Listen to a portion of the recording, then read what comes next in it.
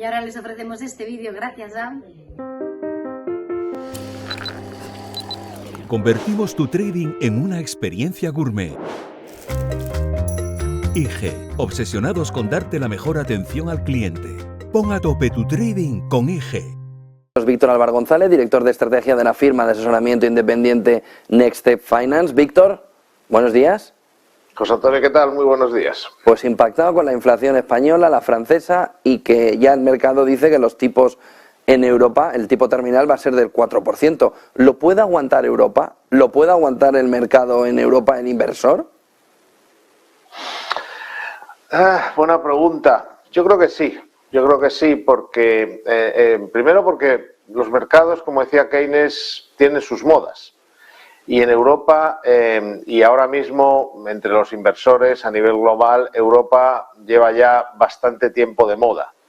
Básicamente porque Europa es un mercado antiguo, poco digital, es un mercado de industrias, de empresas energéticas, de empresas de consumo, y por lo tanto entra dentro de eso que nosotros llamamos hace año y pico la gran rotación. Es decir, esa es para darle nombre a una estrategia por lo cual abandonábamos la tecnología, la renta fija, entrábamos en un periodo de tipos altos, inflación alta, y entonces para darle un nombre, para que todo el mundo entendiera lo que estábamos queriendo transmitir respecto a esa estrategia, hablábamos de esa gran rotación. Esa gran rotación beneficia a Europa. En otras palabras, lo que hemos visto es que una situación de tipos altos y de inflación elevada, dentro de un límite, por supuesto, beneficia a Europa. Esta sería la primera cuestión. Europa, hasta nueva orden, incluye el Reino Unido, aunque no esté en la Unión Europea. Por lo tanto, desde ese punto de vista de escenario económico, hasta ahora le ha beneficiado, y lo más probable es que de momento lo siga haciendo, porque además, por decirlo de alguna manera, aunque suene poco técnico, está en racha. Y está en racha por esta explicación técnica que he dado antes. Segundo, lo que sí podría ocurrir en Europa es que, aunque la inflación esté como está, llegue un momento que empiece a morder la recesión. Es decir, ¿cuánto van a aguantar, por ejemplo, los consumidores españoles si, por ejemplo, el Euribor llegara al 4%, lo cual, como bien dices, no es ninguna locura? Pues poco tiempo. Entonces, al final, no hay mejor antídoto contra la inflación que la recesión. No será tanto el BCE, será simplemente que la gente se quedará sin dinero que gastar, porque tendrá que estar gastando muchísimo dinero en préstamos, etcétera. Y la propia inflación, además, va reduciendo el consumo. Por lo tanto, yo creo que habrá un momento no tan lejano en el cual veremos bueno, ya ha caído la inflación en Europa, pero veremos una continuación más dramática de ese proceso. Es más en la transición cuando la cosa se puede complicar. Pero vamos, Europa no sería la primera vez que se es capaz de aguantar ese nivel de tipo, siempre y cuando sea temporal. Y esto es un matiz muy importante. La respuesta concreta a tu pregunta: Europa lo puede aguantar porque el entorno de inflación y tipos altos ha demostrado que a nivel bursátil beneficia al tipo de empresas que digamos, tienen más peso en los índices europeos, pero por otra parte esto tendría que ser temporal. Si nos quedamos en tipos tan altos de interés durante mucho tiempo, eso simplemente no podría aguantarlo. En Europa, en Estados Unidos, conocimos la lectura de la inflación del PCE, de ese deflactor del consumo, el pasado viernes, y empezó a surgir, y esta madrugada ha vuelto, madrugada española, ha cogido todavía más fuerza, que la FED está por detrás de la curva en determinados sectores. Pero no parece que la FED esté por detrás de la curva como están diciendo, ¿no? Yo creo que la FED está haciendo lo correcto. Empezó mal porque llegó tarde, pero ahora está haciendo lo correcto. Hay que pensar que, primero, tendemos en este mundo actual a ponernos muy nerviosos. Es decir, que si tú ves el dato del PCE, es un dato relativamente volátil. Segundo, tú ves el dato de la inflación, el IPC, y está bajando. Simple y llanamente lo que ocurre es que en economía las cosas no son lineales. O sea, cualquiera que siga los mercados sabe que las tendencias se producen con dientes de sierra. Ni baja la inflación así, ni sube así.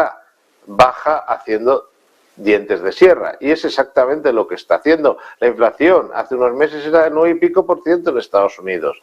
Y ahora estamos en niveles mucho más bajos que no se han conseguido de forma lineal. Y ahora además va a costar un poco más. Pero la tendencia, que es como se dice en los mercados, the trend is your friend, la tendencia es tu amiga, es todavía, esto puede cambiar, pero de momento y todavía es a la baja. Por lo tanto, no podemos tampoco pensar que porque un dato sale peor de lo esperado, a veces incluso porque sale como esperado, ya se pone el mercado muy nervioso.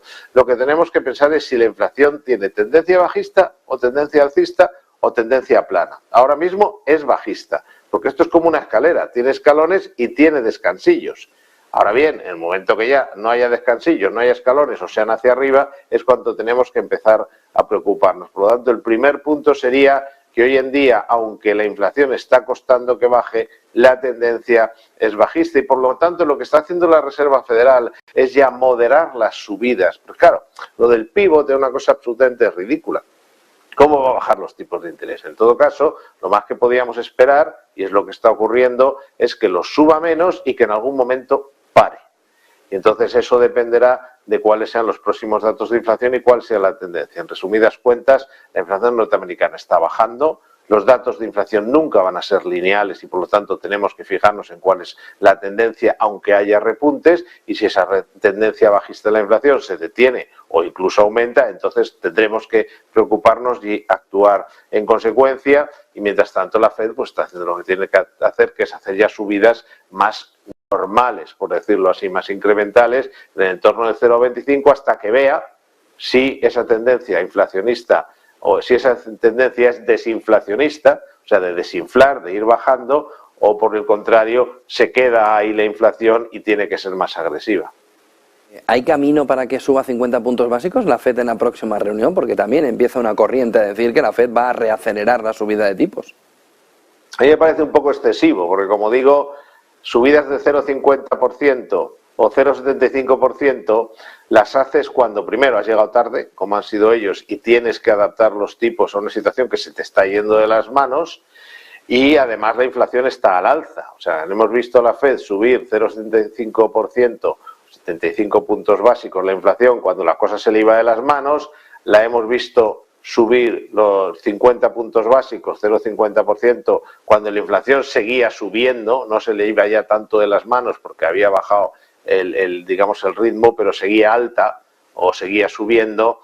Lo lógico sería que si la inflación sigue alta, pero está bajando, insisto, esa es la tendencia a día de hoy hasta que haya novedades al respecto. Si la inflación está bajando, me parece un poco excesivo aplicar subidas que son más lógicas cuando está subiendo. Así de sencillo. Por lo tanto, me parece más lógico que vayan, digamos, controlando. Esto es un caballo que le han puesto unas riendas, ¿no? Entonces ya las riendas están puestas, el caballo está más o menos controlado, y ahora lo que se trata es de que vaya al ritmo que queremos. Entonces lo que me parece un poco excesivo es que le rompan el bocado, como se dice en los caballos, porque, digamos, pasarse, ¿no? Yo creo, para mí lo lógico sería que siguiera con esa, digamos, gota malaya, porque para los mercados tampoco es bueno, tampoco es el fin del mundo, tampoco es bueno que siga subiéndolos a base de 25 puntos básicos en cada reunión para, digamos, que es algo más adecuado a una inflación que está todavía pegajosa,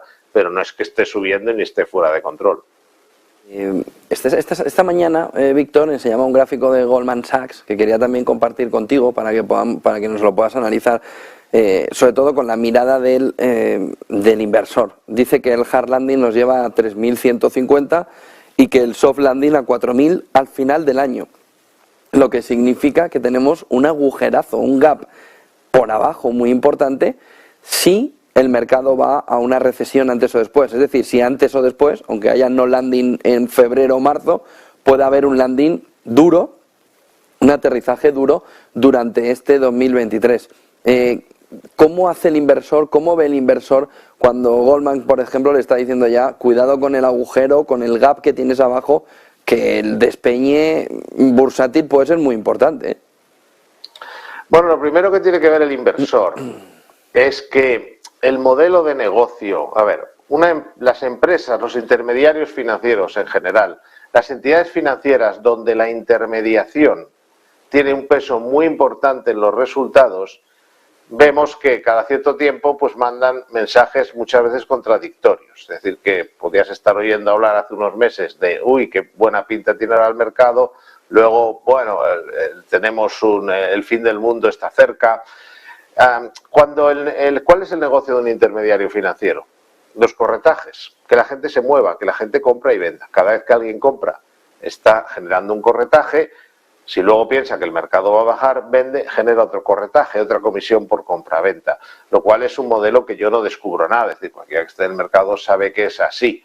No ganarían ni un dólar ni un euro los intermediarios financieros si la gente se dedicara al buy and hold, a comprar y mantener. Y no pasa nada, hay un mercado de traders y bueno, pues todo el mundo tiene que ganar dinero. Esto es, digamos, una de las cuestiones que no digo que sea el caso, ni en esta casa ni ahora, pero es muy habitual en Estados Unidos, en España y en todos sitios donde hay intermediación financiera, intermediación de valores. La gente tiene que moverse, hay que intentar que la gente se mueva y esto cualquiera que ha trabajado en una mesa de contratación o en un broker pues lo sabe.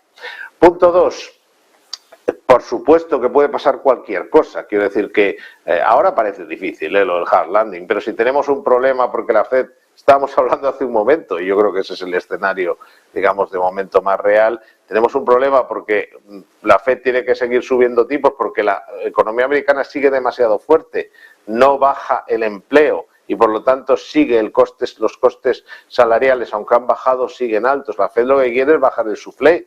El problema de la Fed, yo de cierto modo, probablemente estén deseando un soft landing, es decir, que esto por una vez finalmente se calme. Ha bajado, o sea, la economía americana ya no crece al 6 o al 7, está creciendo al 2 y mucho de esto pues también se puede ir reduciendo. Por lo tanto, estamos en un escenario mucho más de un soft landing, ya puestos a entrar en esta terminología, que de un hard landing. Tengamos en cuenta además que tampoco se está valorando que los bancos centrales, nosotros insistimos mucho en esto, los bancos centrales los gobiernos están tomando el testigo de los bancos centrales a la hora de inyectar dinero de forma masiva en el sistema. Es decir, que el crecimiento americano tiene su truco, como lo va a tener el europeo. Si no hay recesión en Europa, va a ser porque en Europa estamos metiendo dinero a mansalva en todo tipo de fondos, Next Generation y Next, lo que haga falta. Porque como los bancos centrales ya no meten dinero, los políticos han encontrado una fórmula distinta, tampoco muy imaginativa, que es generar deuda y con ese dinero que se genera con la deuda, pues inyectar dinero vía gasto público o inversión pública, depende del caso, en el sistema. Entonces, en este escenario, que también es el americano, donde está la deuda disparada y por lo tanto el gasto público, pues también cuesta un poco pensar en una recesión, digamos, fuerte. Bien, eso evidentemente no lo sabemos, pero con estos datos, en todo caso, tiene mucho más aspecto que la economía americana va a seguir creciendo de forma moderada o que si la Fed se pasa un poco de frenada tendremos una recesión de momento relativamente leve. Claro, estas cosas son delicadas y se pueden pasar mucho de frenada sin ni siquiera darse cuenta, porque en relación con la pregunta anterior de hilo detrás o antes de la curva, también hay que pensar algo que no se tiene en cuenta mucho, y es que las subidas de tipos tardan un tiempo en que tienen efecto. Esto es como pretender, estamos en el mundo de que todo tiene que ser mañana o esta mañana. Entonces, claro, es como si se toma uno un analgésico y el dolor tiene que desaparecer en el siguiente minuto. No, el analgésico tarda, no sé, 1-2 horas en hacer efecto de verdad. Pero esto es un poco lo mismo, cuando se están subiendo los tipos de interés y se están subiendo de forma masiva, ahora un poco menos, pero boom, boom, dale que te pego, pues llega un momento, por ejemplo, lo estamos viendo en el mercado inmobiliario, que es muy sensible a esto, los tipos de interés se han multiplicado por 5 o 6, y entonces lo que estás viendo es que las ventas, por ejemplo, de viviendas unifamiliares, es el dato más claro, pues ha tenido un bajón absolutamente espectacular. Entonces, bueno, yo creo que la Fed, uniéndolo con la anterior, precisamente no debería de subir los tipos en exceso porque todavía no estamos viendo el efecto de subidas anteriores. Y si la Fed no los sube en exceso y teniendo en cuenta que el gobierno americano está dispuesto a meter dinero en la economía a paladas en forma de gasto público, lo más probable es que esa recesión sea relativamente leve si no se les va de las manos. Has dicho una cosa que me llama la atención y es que hay que tener en cuenta, tampoco es nada extraño, pero llama la atención que has dicho que los grandes intermediarios financieros como Goldman viven de las comisiones que se generan cuando compran y cuando venden, es decir, que viven de que de verdad haya movimiento y no has dicho de ese famoso buy and hold, de comprar y mantener. Pero ¿de dónde vienen los ingresos entonces de un asesor independiente como vosotros en el momento actual? ¿Salís más caros, más baratos que un asesor no independiente? Bueno, en el momento actual y en todos los momentos. Nosotros, como independientes, pensamos que nuestros ingresos no deben depender, o sea, si somos asesores no podemos ser comisionistas. A ver, respetamos que un asesor sea comisionista. Un asesor no independiente, digo que es comisionista por un hecho simple y llano, y es que sus ingresos dependen de la comisión que le pagan las entidades cuyos productos recomienda. Es decir, que si recomienda fondos de inversión, sus ingresos dependen de lo que le pagan las gestoras de fondos. Unas pagan menos, otras pagan más, los de fondos de renta variable pagan mucho más que un monetario. En fin, hay una, digamos, influencia muy importante en los ingresos sobre los fondos, qué tipo de fondos recomienda en cada momento y de qué entidades, puesto que no todas pagan igual a sus vendedores. Por lo tanto, en nuestro caso, el planteamiento es muy diferente y, por supuesto, entre los asesores financieros no independientes puede haber gente,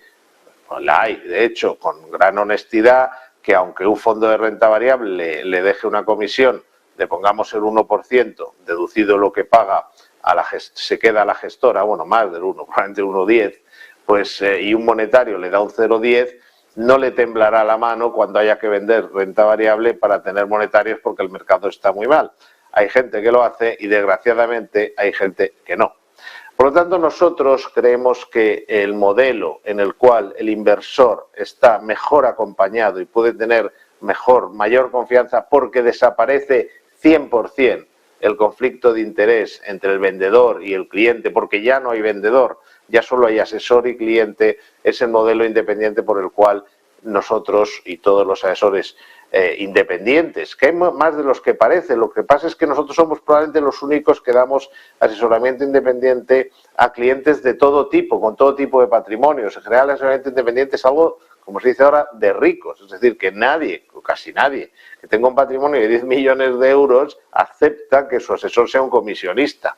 Entonces, nosotros cobramos al cliente. Eso sí, primero, cobramos cifras muy razonables. Estamos hablando de que nuestro servicio básico puede costar 180 euros al año y se puede pagar trimestralmente, 55 euros. Pero es que además, y esto es muy importante, al ahorrarle comisiones al cliente, el servicio muchas veces sale gratis. O sea que en realidad nosotros, a la hora de la verdad, muchas veces salimos mucho más baratos como asesores que ese asesor no independiente que está cobrando una parte de la comisión.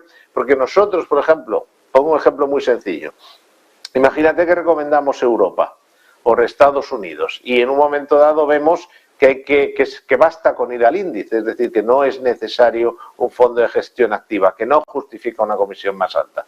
Pues vamos a recomendarle al cliente un fondo indexado o vamos a recomendarle un fondo monetario si vemos que el mercado de renta variable está peligroso. O sea, no se nos caen los anillos por decirle, oye, hay que salir y bueno, pues va a reducir muchísimo las comisiones. Las comisiones también las puedes reducir en la propia entidad. Nosotros no obligamos a la gente a cambiar de entidad, pero eso sí, nos ponemos en sus zapatos y cuando estamos ahí viendo digamos, la panoplia de productos que tiene su entidad, vamos a ir a buscar los más baratos, porque nosotros lo que nos interesa es la rentabilidad del cliente y que pague nuestro asesoramiento lo más contento posible, y para eso nada como ahorrarle dinero en comisiones. Por lo tanto, ¿somos más caros? No, de hecho, somos más baratos, porque es tal el ahorro de comisiones que le puedes generar a la gente, no ya solo buscando plataformas baratas, que por supuesto, y las diferencias son brutales, sino incluso en su propio banco, que al final lo que te está pagando se compensa con el ahorro de comisiones. Por lo tanto, durante bastante tiempo, que a lo mejor eso con el tiempo se va diluyendo,